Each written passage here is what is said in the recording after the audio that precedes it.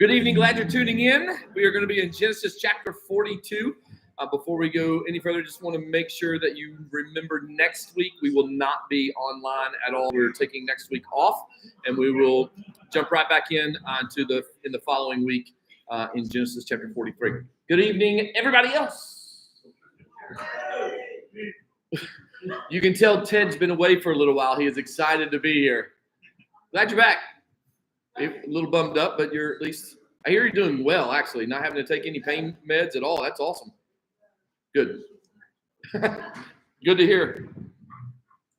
Cool. Glad y'all are here. Got a little rainy out there. Siding looks good, right? They're done with all the siding stuff. They're going to finish the entrance in a couple of weeks when they get our columns in, and then they'll pretty much be done. So hope you like it. Got a busy weekend, do we not? It's a big weekend. It's one of my favorite weekends. I'm super stoked about it. Nevertheless, Genesis 42 is where we're at on a Wednesday night to walk through and see what Joseph does with his brothers. So let's pray. God, I am so thankful for your provisions, for the way that you watch over us, for the way that you walk with us, the way that you work with us, your patience and your kindness and your gentleness, in the way that you direct and correct and help and fix. God, you just make this difficult life in this world way easier because of the peace and the comfort that you provide and how you help us walk. And so thank you for all of that. Thank you for how you continue to keep your hand on this place as we try our best to honor you and go after you. And we just submit all that we have to you. This building is not ours. It is yours. All of this stuff is yours. And so we just want to be good stewards of it. Thanks for your word that you've given to us. And as we want to be good stewards of the church, we want to be even better stewards of your word, not just in the way that we share it, but in the way that we read it and understand it. And so we need your help with that. And I just ask that your spirit move tonight, guide us in our understanding, protect our conversation, protecting how we speak to each other, but most importantly, protect how we hear, but help us to hear from you in Jesus' name. Amen. All right, Genesis chapter 42. Oh boy, I got to fix this before my wife sees it. Yeah, it is what it is. All right. So last week we left off with Joseph rising to power. Remember, he was taken out of jail, brought before Pharaoh to interpret a dream, which Pharaoh thought it was two dreams, which in reality it was one dream messed together.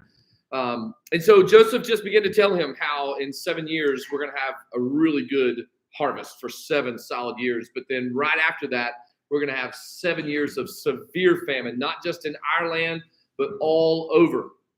And so Joseph's suggestion was find a guy that's smart enough, wise enough to know how to manage this great 7-year harvest to take care of us throughout the 7 years of famine. And Pharaoh says, you're the guy. In fact, not only are you the guy that's going to do this, but you're going to be second in charge. There's not going to be anything that is done, a hand lifted or a foot lifted, that doesn't come through you. I don't really even need to know. I'm putting you in charge of everything. And so he gets a wife, and he takes off and begins traveling all through Egypt. The 7 years of plenty hit.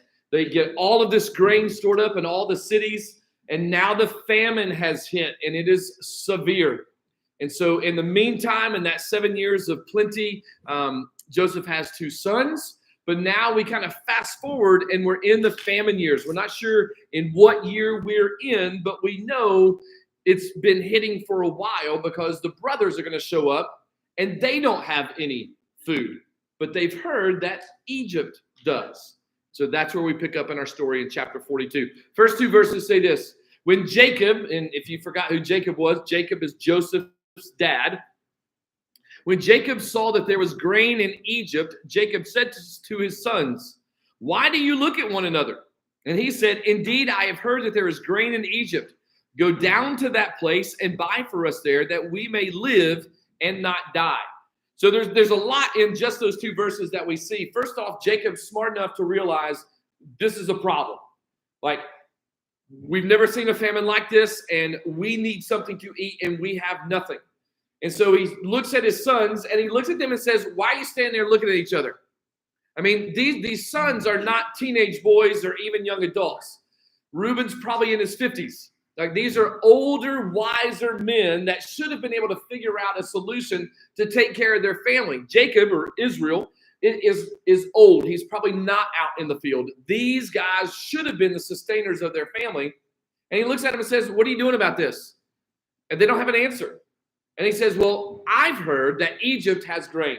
So take a trip, hit the road, and go and find out. You need to go get us something or else we're going to die. If you don't go, we'll die. If you go and bring something back, we will live. And so it's a matter of life and death. Verses 3-7. So Joseph's 10 brothers went down to buy grain in Egypt. Now, how many brothers does he have? 11. So only the 10 go. But Jacob did not send Joseph's brother Benjamin with his brothers, for he said, lest some calamity befall him.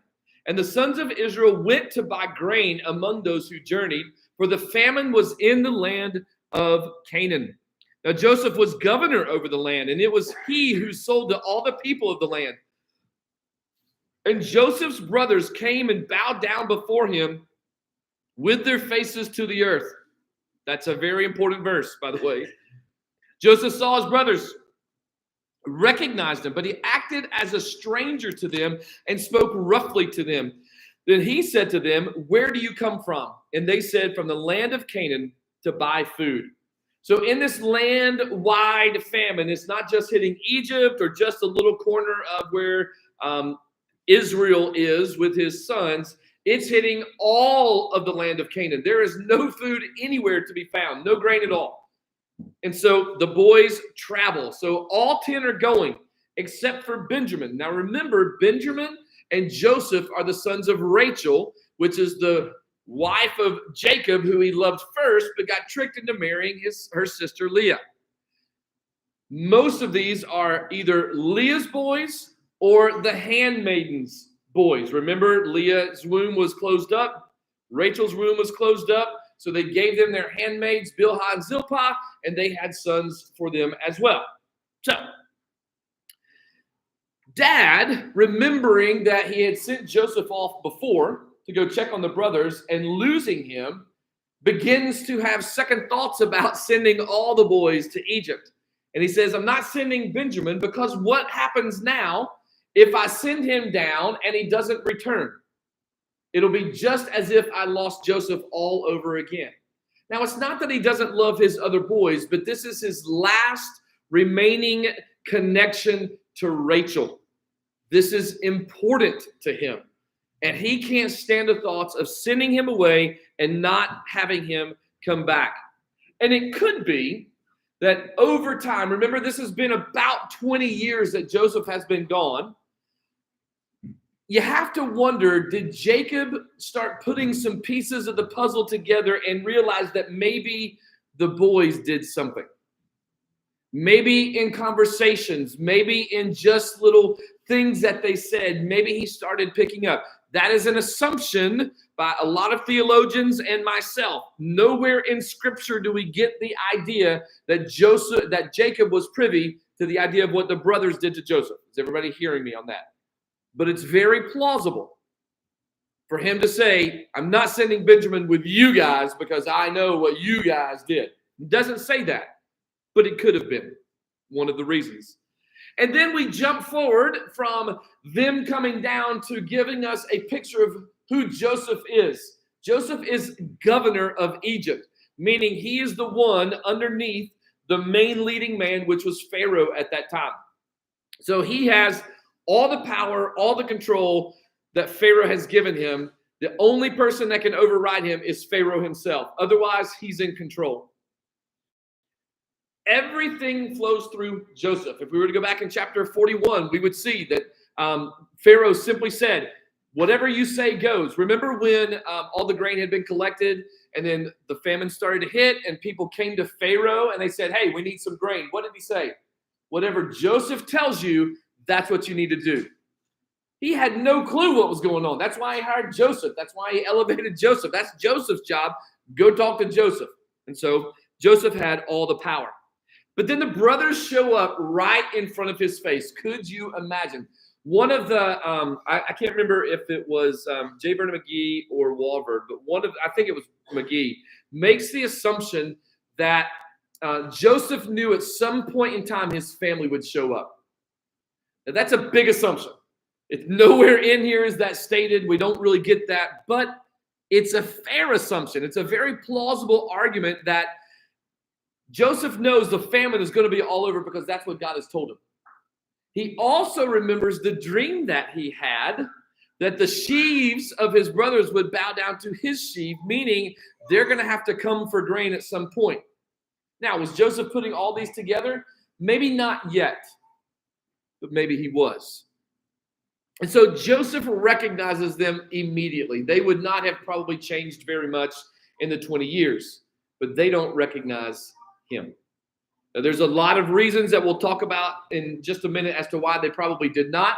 But once he recognizes them, he talks roughly to them.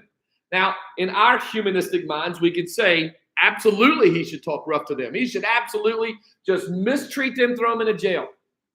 But the reality is, he's not talking roughly to them because he's against them. That's what this powerful man would have done with anybody else. They're coming into his territory, trying to get their grain, and so he's a businessman. You ever been around a businessman? They can talk pretty rough.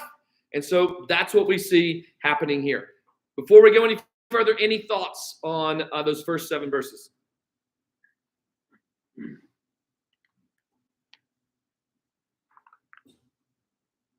Joseph would have known that his brother would come because he knew how far that was. Yeah, so you would stand in the circle of, he had to have assumed that at some point in time, somebody from the family was coming. Or they're dead, yes. I honestly, Ted, when I read that, I'm like, golly, that's a big stretch, but it's really not a big stretch.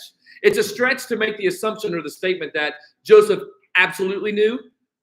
It's not a stretch that's to say that maybe he had hoped that they would come.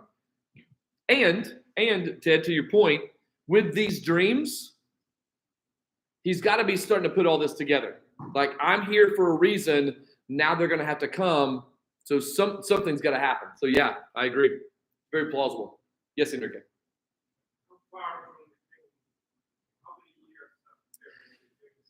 It's a really great question, and we're not sure. We don't know. Nowhere in here does it tell us, is it year 1, year 2, year 3, year 4? We don't know where in the famine that it is. What we do know is that it's bad enough to where there is zero food anywhere. So my guess would be probably within that first 3 to 5 years would be my guess. Because I would imagine, they have a lot of livestock, right? So they can live off the livestock for a little while, but that livestock's not going to last long because there's no grain to feed the livestock. So it's got to be pretty soon in there. That's a really good question. I wish I had a better answer, but I don't. Anybody else? All right, let's keep rolling. This is such a good story. So Joseph recognized his brothers, but they did not recognize him. Then Joseph remembered the dreams which he had dreamed about them and said to them, "You're spies. You've come to see the nakedness of the land."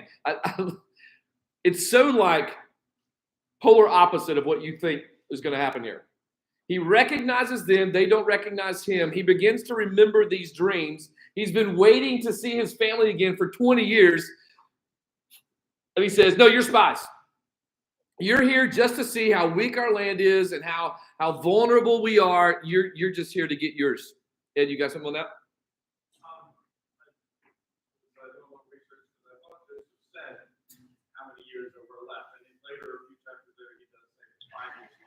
Oh, really? What chapter is that?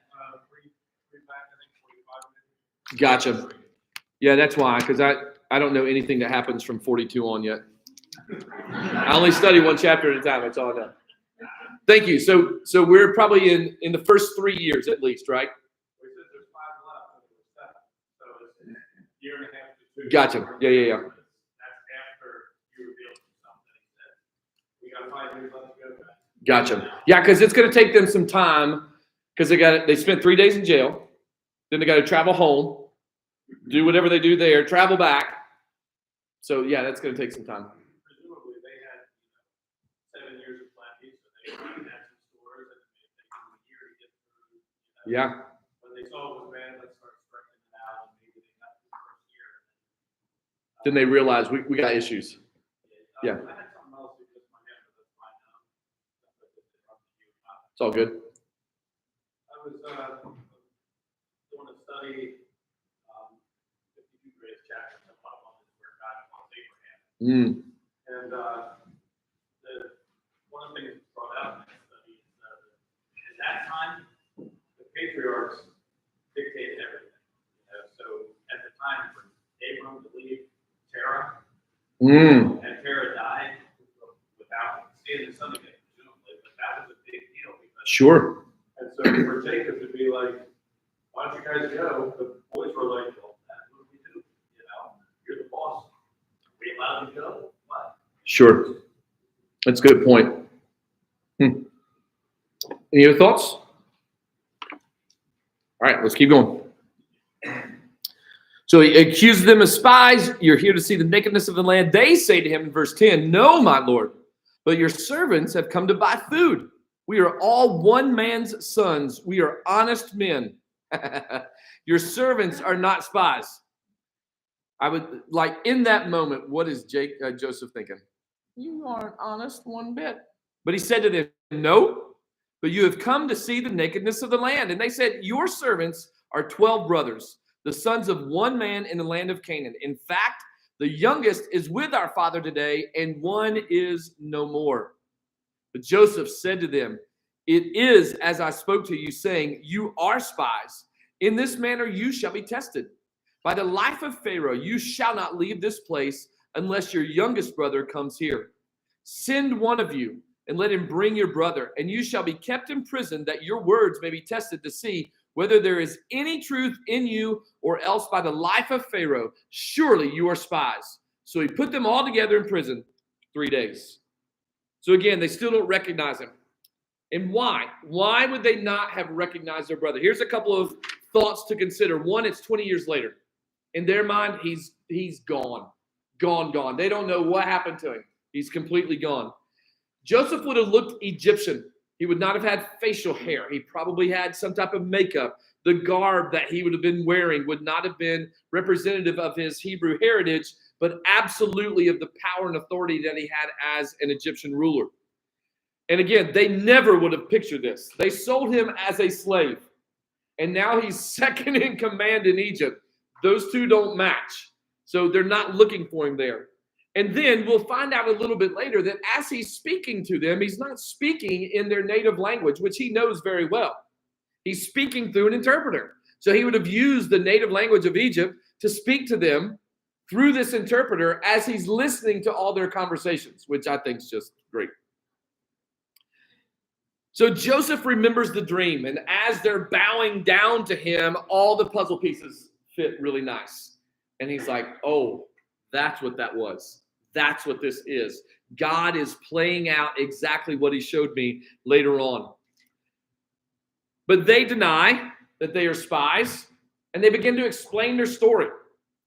He accuses them again, continues to accuse them. And they again explain, no, we have other brothers. Well, we did have another brother, but he's gone. He's dead. And then we have one still at home with dad. And Joseph's like, no, you guys are not honest men. You're spies. You're here to see how weak we are. And so here's how I'm going to test you. I'm going to let one of you go back home. The rest of you are going to stay here in jail. And to know that you're telling the truth, the one that goes home must bring the younger brother back. And you will stay here for as long as I can do it until that boy comes back. And he throws him in jail for 3 days. Verse 18. Joseph said to them the third day, do this and live, for I fear God. Interesting phrase and position of that phrase. Why did he feel the need to tell them that? Should that have been a clue to them that this dude is different? Obviously, they're clueless. I mean, they just got out 3 days. They've been trying to figure out how they're going to get their younger brother back here. They're not listening to anything this dude's saying. They're just ready to go home. He says, if you are honest men, let one of your brothers be confined to your prison house, but you go and carry grain for the famine of your houses. So Joseph changes the dynamics of the deal. He says, instead of one of you going home, one of you is just going to stay and everybody else is going to go home and feed the family. And he says, and bring your youngest brother to me, so your words will be verified and you shall not die. And they did so. So they agreed. Then they said to one another, we are truly guilty concerning our brother, for we saw the anguish of his soul when he pleaded with us, and we would not hear. Therefore, his distress has come upon us. Now, for these 20 years, they've been carrying this guilt and shame for this awful decision that they made to get rid of Joseph. And I'm sure they have been looking at everything that either went right or wrong as a penalty or a benefit from God. And now they've been thrown into jail, accused of spies, when really all they're trying to do is just feed their family. They're honoring their dad. They've come to buy grain. They've got the money. We're not doing anything wrong. We're not here to spy. But then after hearing all these things that Joseph said to them, now in their mind, they're playing out this spiritual battle of, boy, God really is getting us now. Finally, it's paying out the decision that we made, and God is punishing us. I love, and we get a picture of Joseph in the moments of being thrown into the pit, drawn out of the pit, and sold into slavery. Look what it says. We're guilty concerning our brother, for we saw the anguish of his soul. This is different than just fussing and fuming and fighting and whining. They saw the anguish of his soul, his heart breaking as the brothers that he loved sold him into slavery, talked about murdering him, and just got rid of him as if he did not matter. They saw what that did to him, and now it's coming to fruition. Verse 22, Reuben has his told you so moment.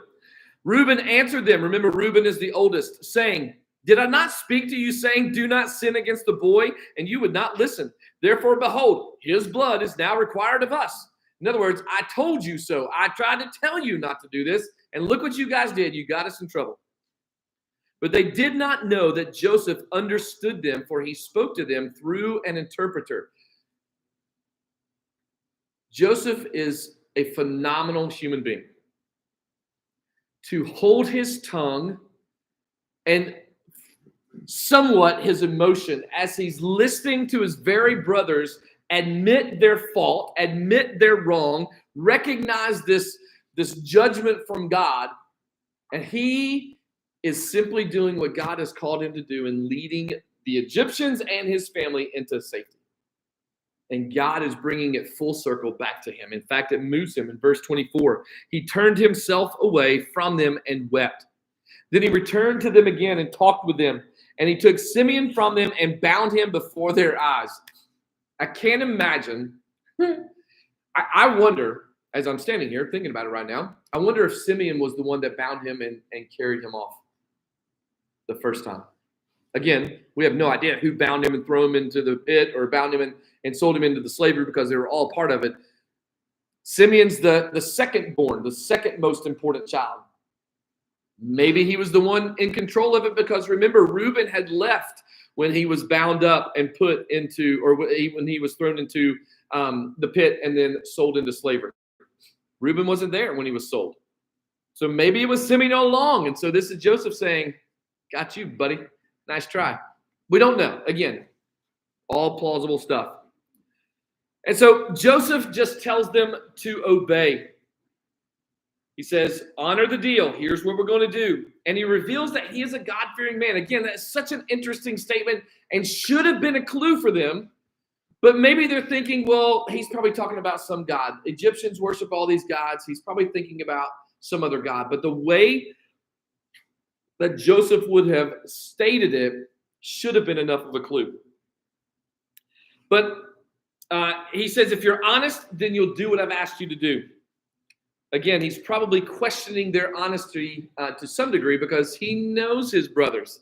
He knows they're not very honest.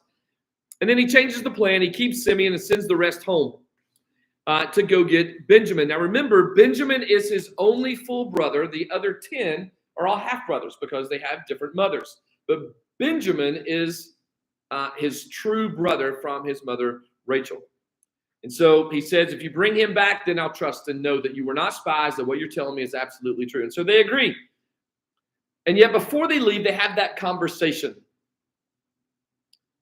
And they're basically saying, we know we messed up and God is not happy. God is finally bringing judgment upon us, and he's doing it this way. This is all our fault. But why does Joseph not leverage this opportunity right then?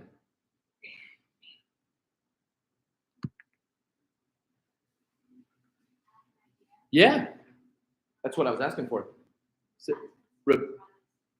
Looking for repentance from his brothers? Sure.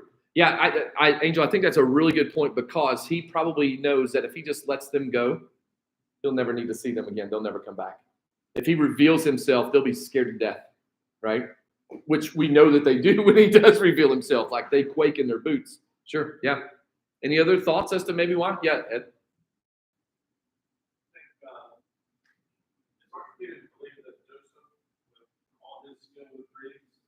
Wouldn't have had any dream about this kind of thing happening because, like, he knew what he was doing here.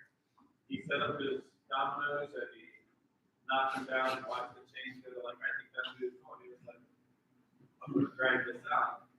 You know, I suffered 20 years. You know, y'all can suffer a little bit and stress. Yeah, I agree. I think it would be hard for me as a human being to not assume that there's a little bit of vindictiveness in his plan. But to your point, he has been having all these visions playing out. We don't know that he didn't have any more because it's not shared. And so maybe as part of his plan, he had been dreaming this up the entire time.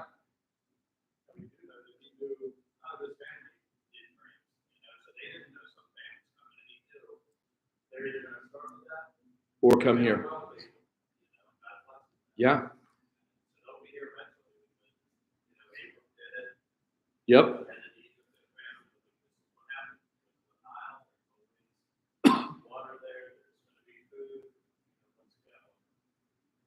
Sure. Yeah, I agree. I think just because of the wisdom that he showed all the way through all of this, or has shown all the way through this, I think that this plan is a part of that wisdom as well. What were you going to say?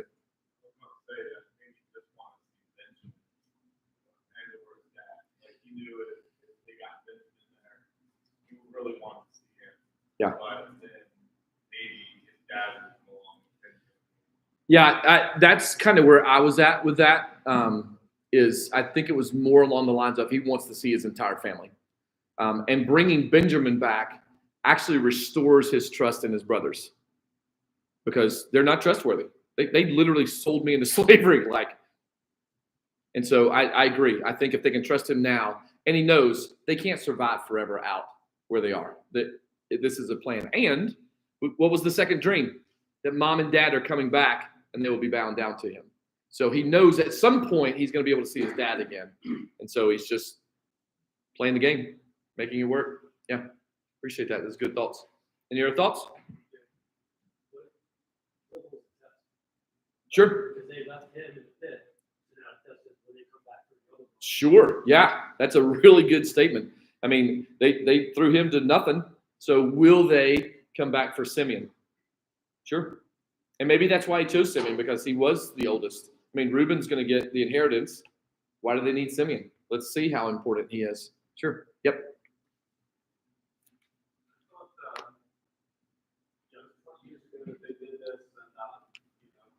They talk about the anguish of the soul. One of the things of the videos of the October 7th kidnapping, you see people being carried away. Oh, yeah.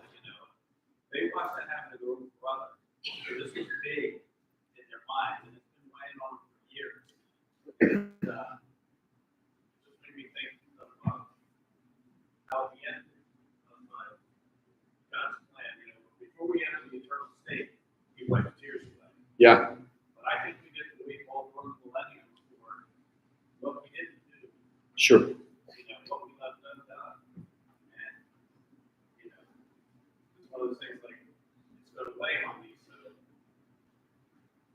finish the race strong as you can, because it's like one of those matches that if you do something on this side, it's much bigger than Sure. we can imagine. Yeah. And because you say I can't see what's coming, but I believe it's all the best in it. My little learning. Yeah. Yeah. No, I like that. I shoot, I had my thought and it just completely ran out of my head.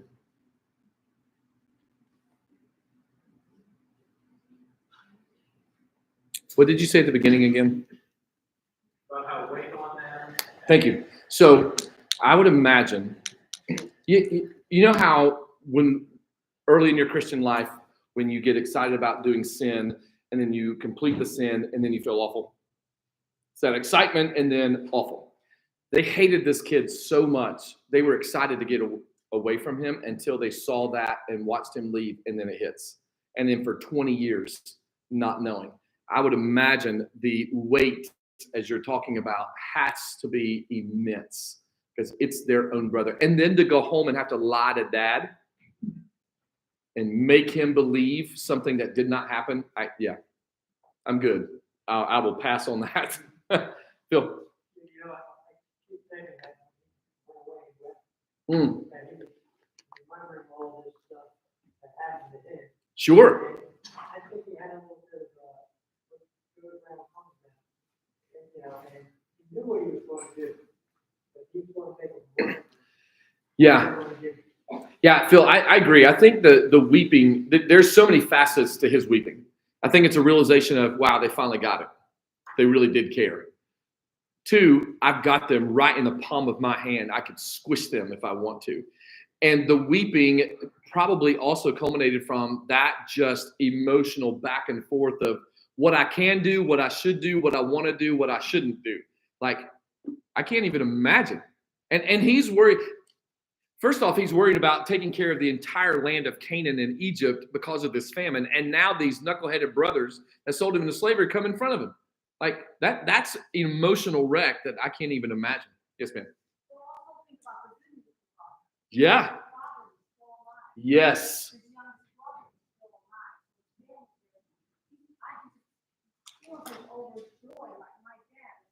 Yeah, that's so good. Yeah, that's a good point. Yeah. With you saying that, for him to hear that dad's still alive, brother's still alive, I wonder if he ever sent a spy. You know what I mean? Like, there's this family over in Canaan. Will you just ride by on a camel and see what you see? Right? I mean, 20 years, he can do whatever in the world he wants. Huh. Yeah. Yeah, oh yeah. He sent them a drink. He sent them a provision to make it there. Gave them money back. Mark, I ain't got there yet. Oh, sorry. But no, you're right. I mean, he really could have been furious and probably was to some degree. I mean, any human being in their right mind in that moment, there's going to be a little anger that flares up. But you're right. Not only does he send them home, he changes the plan to send them home, sends them with enough provisions for who knows how long, sends them food for the travel, and gives them every dime of their money back. Doesn't sound too mad to me. All right, now we'll go read that part.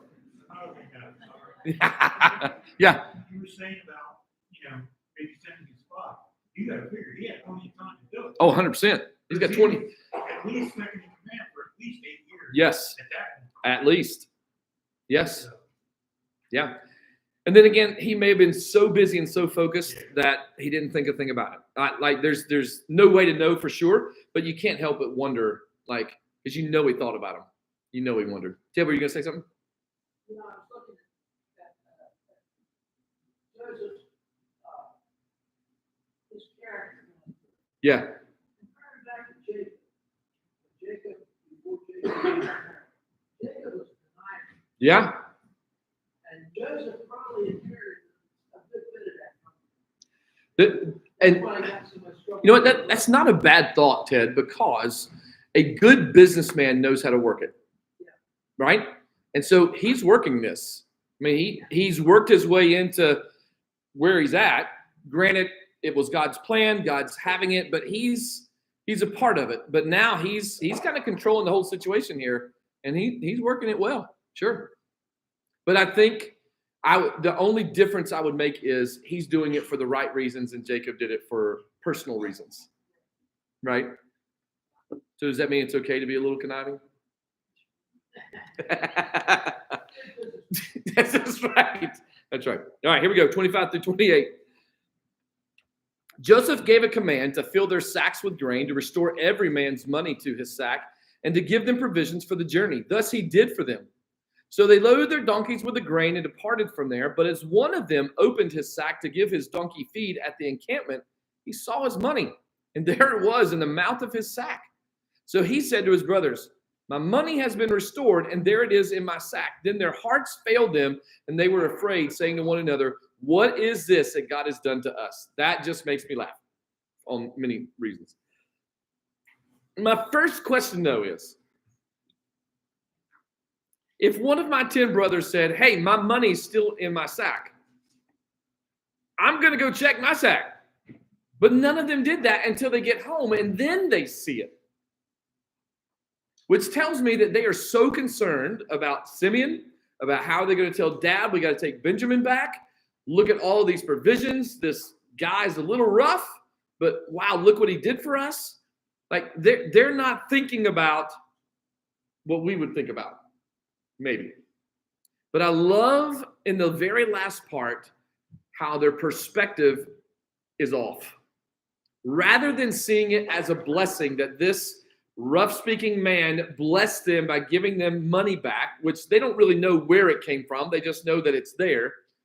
But they look at it as, oh, great, God's still against us. He's going to get us even more in trouble because now they're going to think we stole this money. Or how are we going to explain to Dad that we got all this grain, but I got my money back? There's a lot going on here. And so he orders, Joseph takes care of them. He gives them everything that they need, not just to survive, but to travel home, and gives them their monies back.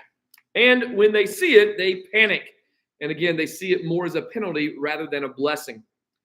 In verse 29, it says, "Then they went to Jacob, their father, in the land of Canaan, and told them all that had happened to them, saying," could you imagine all 10 of them, or 9 of them really, just, right? Like, this is a big experience for them. They're in Egypt, of all places. Everybody's traveling there, so there's no telling what they saw and experienced. They talk to the second man in charge, like Joseph. They don't know him, and he deals with them in a way that he didn't deal with anybody else, and now they're trying to explain all this to Dad. "The man who is Lord of the land spoke roughly to us, took us for spies of the country. But we said to him, 'We're honest men. We're not spies. We're 12 brothers, sons of our father. One is no more, and the youngest is with our father this day in the land of Canaan.' Then the man, the Lord of the country, said to us, 'By this I will know that you are honest men. Leave one of your brothers here with me. Take food for the famine of your households and be gone. Bring your youngest brother to me, so I shall know that you are not spies, but that you are honest men, and I will grant your brother to you, and you may trade in the land.'" So Joseph tells them this plan. They tell Jacob this plan. What do you think Jacob's thinking? I mean, we're going to know in just a second, but in that moment, you got to be knowing that he's thinking, "Hey, no way this happened." I mean, that's what he says later, but in the instant, like, cool story. Sorry you got accused of being spies, but you just going to have to leave Simeon there, and I'm not sending Benjamin. Not happening. But notice what else it says at the very end. I just caught this. "Not only will I give you your brother back, but I'm going to give you permission to do any kind of trading in the land that you want to do." Most of the time, people are only coming to Egypt to get the grain and leaving. They're going to have permission to trade and to do whatever they need to do to survive. I think that's phenomenal and interesting. We'll finish up and then take comments. "Then it happened as they emptied their sacks that surprisingly each man's bundle of money was in his sack. And when they and their father saw the bundles of money, they were afraid." Which again, standing on this side of Scripture, it's easy for me to look at them and say, "Are you kidding me? That's a blessing." The reality is they're going to think that they're going to be accused of stealing. They know how much money they took. They remember giving the money to these guys, but now the money is back in their sacks, and it's going to look like they're thieves, not just spies. And so they're terrified. Jacob, their father, said to them, "You have bereaved me. Joseph is no more, Simeon is no more, and you want to take Benjamin. All these things are against me." Then Reuben spoke to his father, saying, "Kill my 2 sons if I do not bring him back to you. Put him in my hands, and I will bring him back to you." Notice that he's talking about Benjamin, not Simeon. Don't care about Simeon. You're only concerned about Benjamin, which isn't true, but that's what Reuben's talking about here. But he says, Jacob says, "My son shall not go down with you, for his brother is dead and he is left alone. If any calamity should befall him along the way in which you go, then you would bring down my gray hair with sorrow to the grave."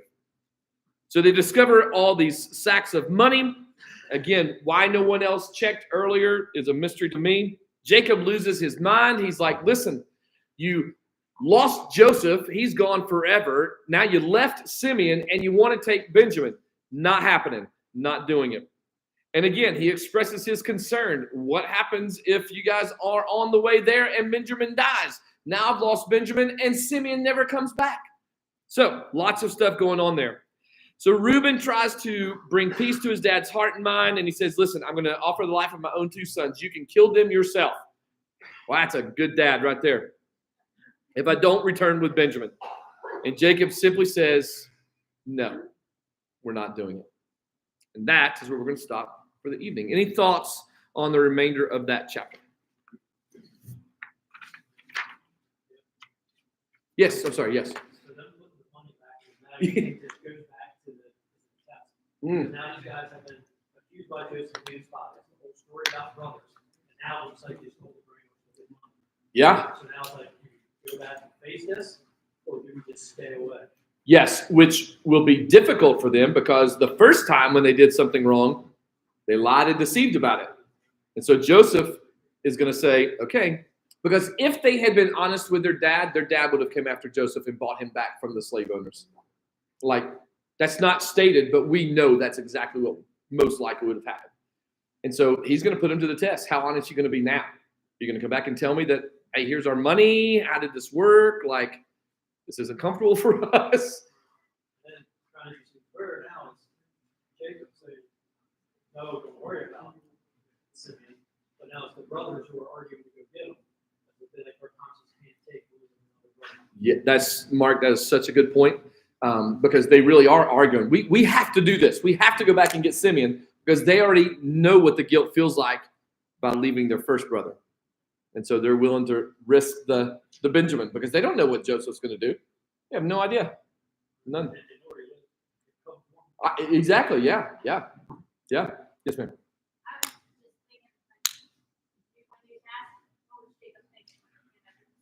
Yeah. These are the same cats that had the whole Dinah issue and came up with that elaborate story, and then the Jews going, they're full of stories.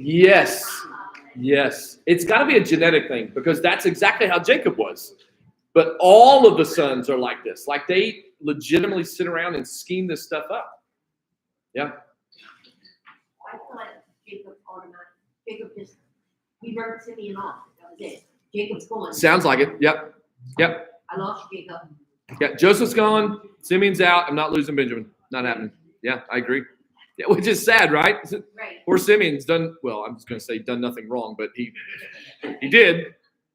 Bill? We talk a lot about this Joseph roller coaster ride, and I think that he turned the tables, gave them a little taste of what he had gone through, because he separated the family. He put some in prison. He accused them of things they didn't do. Like all the stuff that he's going through. It's a really good point. I went through that. I went through this. I'm pushing. That's such a good point. So you get a taste of it, especially now. Hey, you got to go tell your father the truth about the one that Simeon, yeah. That is such a good point, Bill. I didn't even think about the fact that he's sending them through the same ride that they sent him through, of the false accusations and being in prison for no reason, and now having to go back and face the music again. Yeah. So let me ask you this. If that's the case, if that's the position we take of where Joseph is at, is he wrong in doing that? Because to me, that seems vindictive. It seems I'm going to avenge my own self rather than letting God. Or is it just a part of this whole ordeal in order to get his family back? So I guess you really look at what is in his mind, what's the end result, what is he wanting to The intent. Yes. Yeah. I think there are times where we let other people sink, so that way they can grow from it. And things like that, maybe, or is it more just because so that way Joseph knows how he's going to ultimately? Sure. But he just wants to, let me just get a couple of shots in. Before, Sure. So that's a really good point, and I would use the phrase tough love. Because in parenting, there's a lot of times where you got to let your kid fall flat on his face before they're going to get it. I can talk to them until I'm blue in the face. They're not going to listen. But let them fall, and I'm there to walk with them. And then they experience life a little bit different. And so it seems like in his rough talk to these guys, it's tough love. Like, stinks to be you. Look at me, man. I'm great. I'm second in command of all the land. I am taking care of everybody. Your life is in my hands, so have at it. Other than giving them free reign, like there's nothing that's outside of what his position is supposed to do. Right. Like Yes. Question why these people are here. I'm going to prove it to me, so I'm going to find you. Yeah, that's really good. Yeah. So there's nothing that's odd about what it is, because that's what his job. Yeah, that's a really good point as well. He's staying within the confines of what he's been authorized to do. Sure. Yes, ma'am.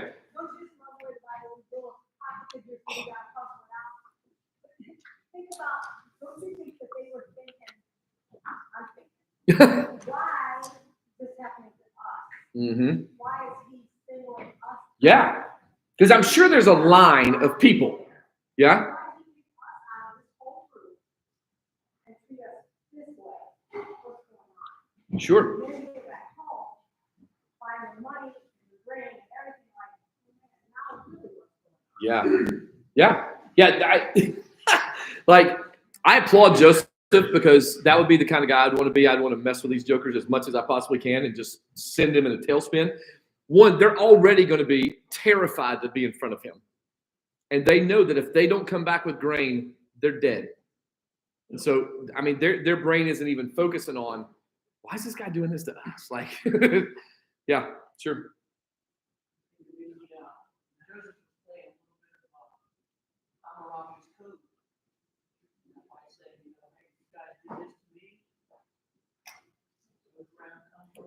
Could be.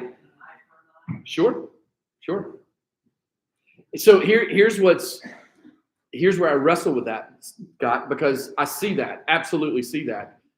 But it doesn't match for me. You know what I'm saying? It doesn't match for me his character all the way throughout all of this. But with power and authority comes great responsibility, and sometimes that changes people. And so has there something happened to his demeanor in all of this? I mean, he's dealing with day in and day out, people coming in, begging, clawing, lying, spying. Like, I don't know. It's interesting. Yeah, for sure. Yeah. Who else? Phil?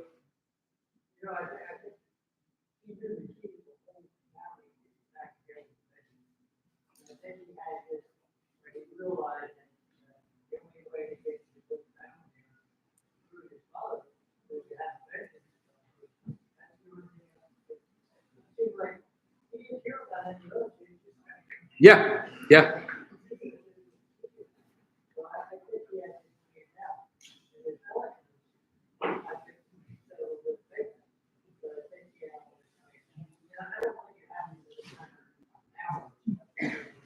Yes. Well, 3 days in jail. He's got time to plan this thing out, get his wits back about himself. Yeah, sure. Yeah, I would contend that I don't think there was anything vindictive of what's going on here.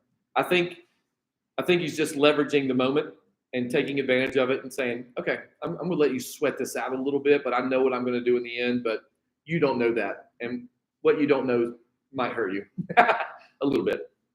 Ed? I think something else to do with the guys finding the money in their sack, the first one found it, said, Yeah. they all said, oh no. And so like, me, probably all of us, God will do something that is going to be a blessing. And we say, oh no, instead of. Yes, that's exactly how I read that. For sure. Yeah, having your money back, that should be a huge blessing. But a lot of times we look at those blessings and think, oh man, this ain't good. Yeah. It's actually a little bit of what we're going to talk about Friday night is our perspective on things.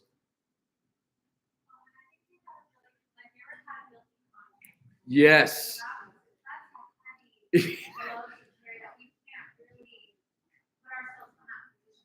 For 20 years.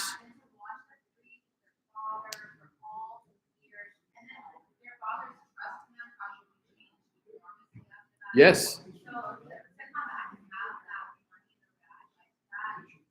They're already operating at a really guilty level. Mm-hmm. And knowing that they did something wrong. And so it's just like they can't handle it anymore. They're like, Yeah. oh, we've done too much. They probably walked the line the rest of their Sure. lives, I would imagine. Yeah. Like the awful thing that they did. Yeah.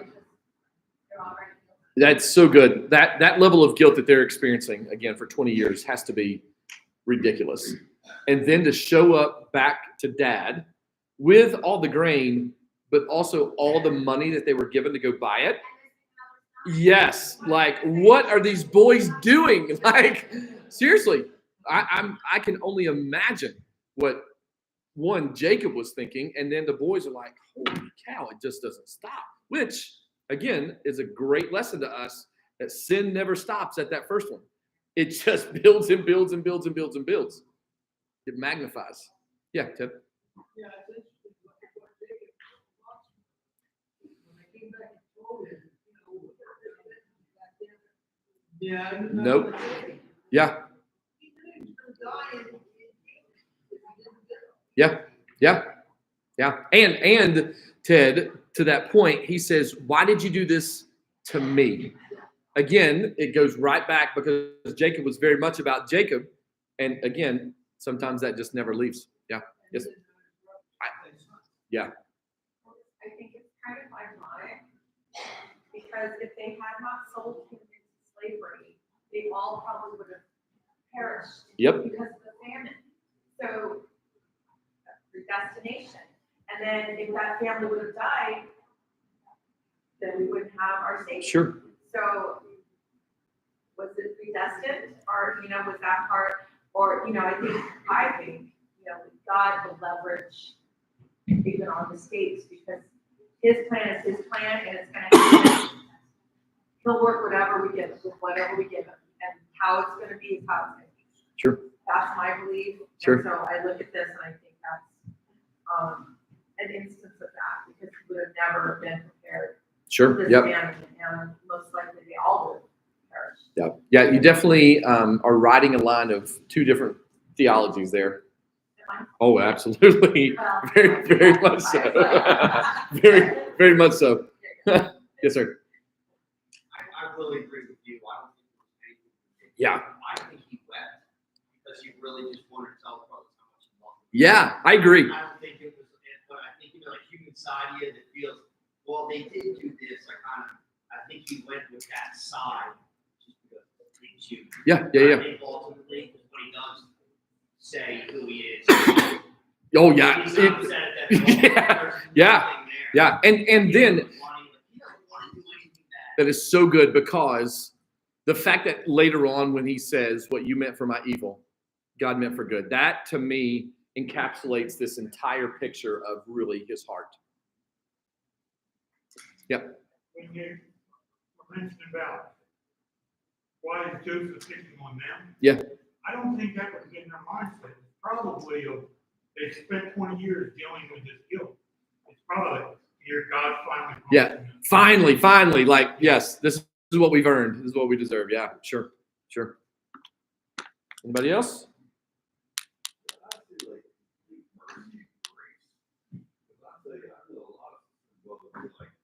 Yeah. A lot of family would have ended that quick. Sure.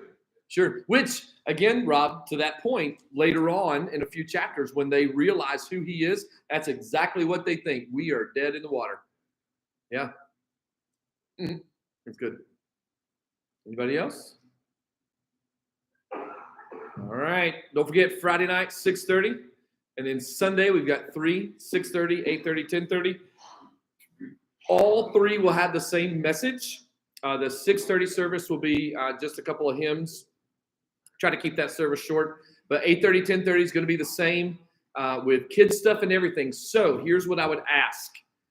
If you can help volunteer one service and go to a service, the other service, we would greatly appreciate that. I know that makes for a long day for you guys, but it's a long day for all of us. So if you can help us with that, we really would appreciate it. Also, if you are able to walk a pretty good distance, try to park on this side just because Easter Sunday is always a big Sunday.